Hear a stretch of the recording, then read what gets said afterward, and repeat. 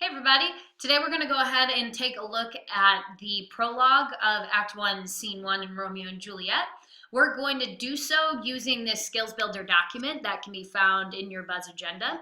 Now, as we break this down, we're going to take a look at both the prologue and then a speech from the prince, or a monologue by the prince.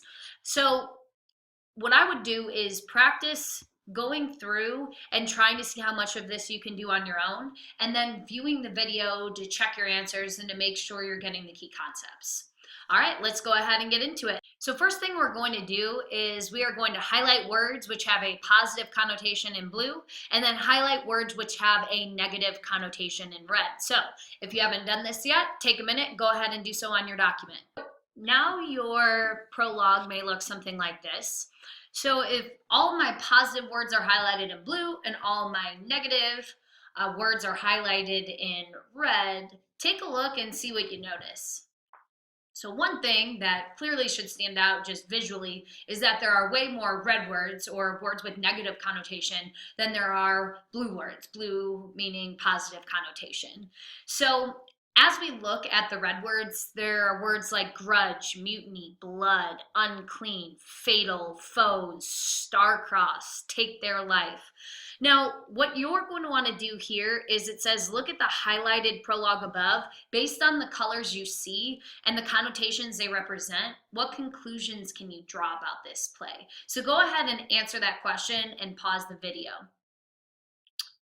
Welcome back.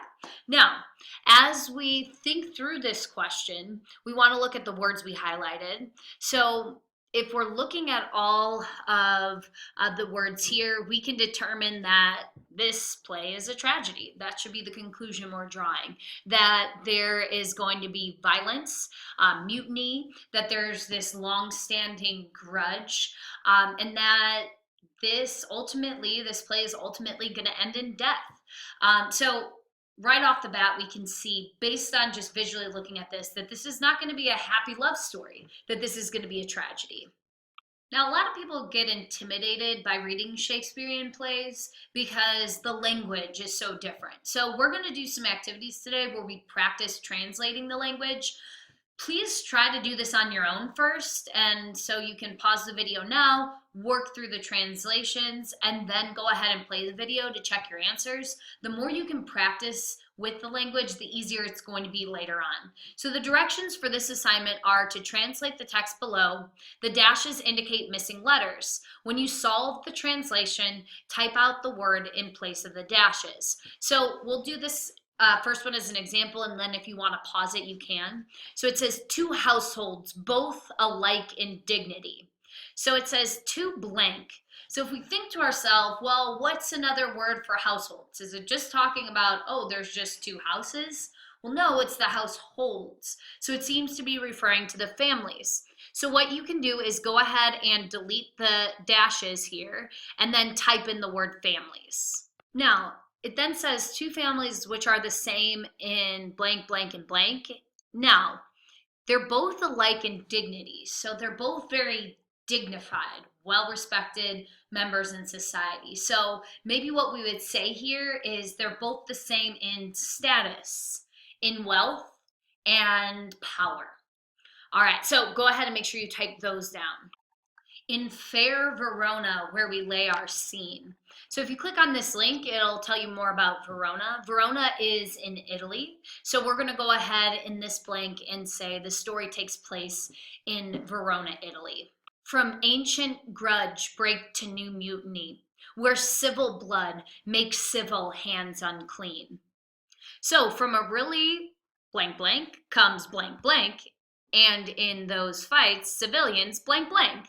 So sounds like a weird puzzle, but let's go ahead and tackle this. So from a really, another word for ancient could be old. So from a really old grudge or hatred. So from a really old hatred comes new mutiny. So when we think of mutiny, we think of an uprising, people killing one another. So we're going to replace mutiny with violence. And then if we go to the next line, where civil blood makes civil hands unclean. So it's basically saying civilians' hands are unclean and they're dirtied by blood. So if we're saying like somebody has blood on their hands, that indicates that the civilians are killing each other. So this whole thing should translate to, from a really old hatred comes new violence, and in those fights, civilians kill each other. Not good. Forth the fatal loins of these two foes, a pair of star-crossed lovers take their life. So this first line, each enemy family had a baby. The Capulets had a girl named, so who's the female lead of our story? Juliet. And then the Montagues had a boy named, obviously, Romeo. Now, this last line, though, Romeo and Juliet, whose love was cursed by. Now, oftentimes when we hear the word star-crossed lovers, we're like, oh, how romantic. This is actually not romantic at all. So if you click on where it says star-crossed here, you're going to get the definition. Basically, when you hear the word star-crossed lovers, it's referencing that this relationship between two people was destined to fail and end in tragedy. So Romeo and Juliet, whose love was cursed by the stars, and then it says take their life. So they're not killed by anybody else. They actually take their own lives. Now, these lines are interesting because literally Shakespeare is taking what we would think to be the twist, the ending, right? The two people in love die at the end. And he's just like, hey guys, guess what? This story, they're going to die. Cool. All right, let's get into it. Right? So it seems very strange that he's starting his story in this way. However, if you listen to the video that was posted on the previous slide, this really captivated audiences because even though we know that Romeo and Juliet are going to die, we're interested to see how the sequence of events led to that. Whose misadventured, piteous overthrows doth with their death bury their parents' strife. So we know that this line has to do with what happens after Romeo and Juliet die and take their own lives. So Romeo and Juliet's bad luck and tragic ending was able to, and it says, bury their parents' strife. So because they ended up killing themselves, it ended up ending the parents' feud. So this should be end the feud.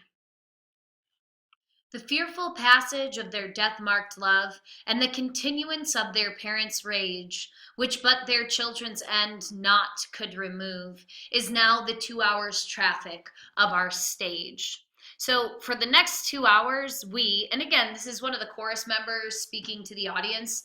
Oftentimes the prologue was done to kind of get people's attention and be like, hey, look at me.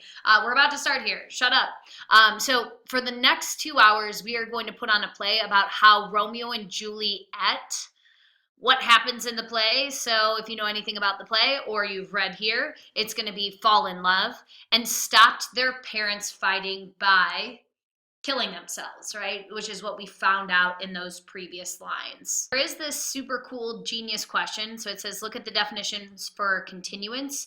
I think you can use any of them here. Which one do you think fits the context best? So if we click on the definition of continuance,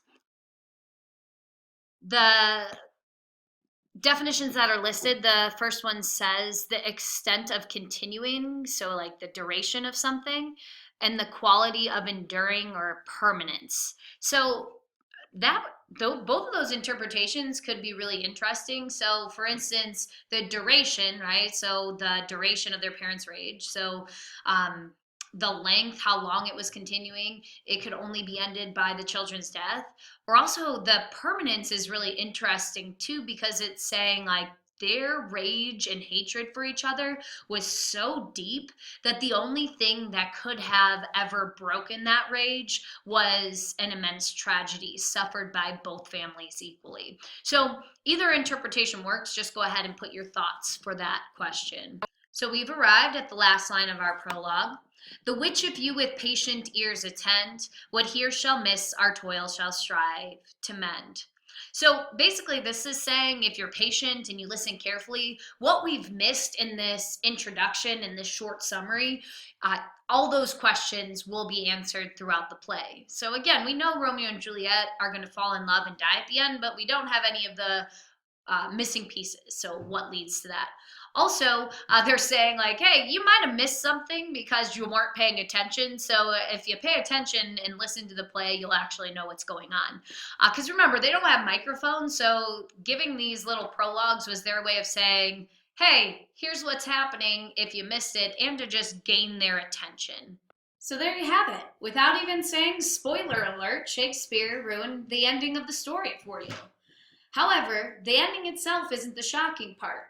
It's everything in between. This story is full of deception, lies, hatred, love, parties, and a number of inappropriate jokes. My rule of thumb is if something seems inappropriate in a Shakespearean play, it most likely is. That's all I got for you today. Hopefully you better understand the prologue and feel confident in your ability to read and understand Shakespearean language.